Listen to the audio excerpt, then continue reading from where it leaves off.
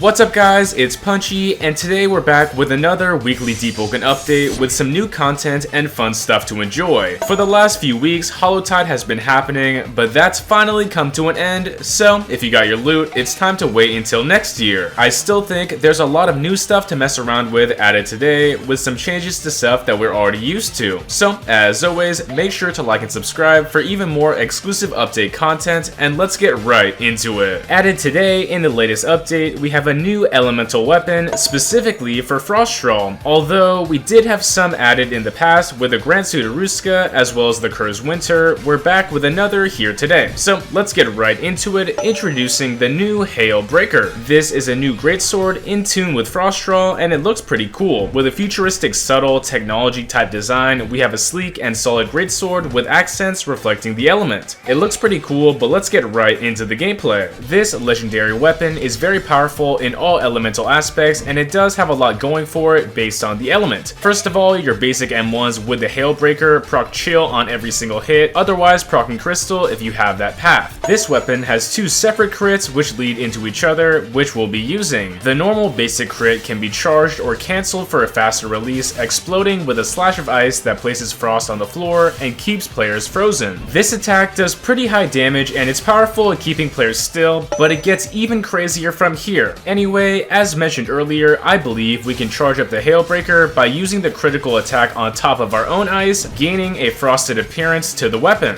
With this frosted weapon, we don't get any bonus stats, but the critical attack changes up. So instead, we slash forward, freezing our opponent with some continued slices and also a small burst forward. And with that, that's basically it. Overall, this weapon is mechanically sweet and cool to use, but let me know your thoughts down below. To obtain this weapon, it's fairly simple from an event in the depths. All you gotta do is find one on the board with a new title, track him down, and you should be rewarded with the weapon, and yeah, it's simple. Starting off with some changes to the Hallowtide content, we actually have a lot to do with the newly added weapons. There's visual changes, quality of life, and balancing, just overall smoothing out some of the issues. Beginning with the Death's Reverie, the Twin Blade, this thing got a visual overhaul for its critical slash animation. As shown from its release, this attack was much stiffer and harder to read, so it was changed in this update. Pushed earlier last week in a hotfix, this animation has been updated to be snappier and smoother, which might make it easier to react to. For comparison, here's the old one and the new one right next to each other, so tell me down below which one you think works best. Additionally, the cooldown for this critical has been increased slightly to slow down potential spam. Another big update to a new weapon was the change coming to the Spectral Grasp. This Hallowtide dagger was pretty strong with its new critical, but it actually got some changes to its gameplay. Further onto its gameplay, the critical cooldown has been increased from its previous 3-second cooldown to around 5, and the initial crit cancels on parry, and its stats have been shifted down a little bit. Regardless, I still think the Spectral Grasp remains a strong option, and I'll still be using it. Now, onto the Wretched Mob Blades, we got a similar treatment when it comes to balancing. The new critical attack has been decreased in damage, increased in cooldown, and now cancels on parry, as it should have been. Additionally, the requirement to use this weapon has been standardized to all the other Hallowtide options,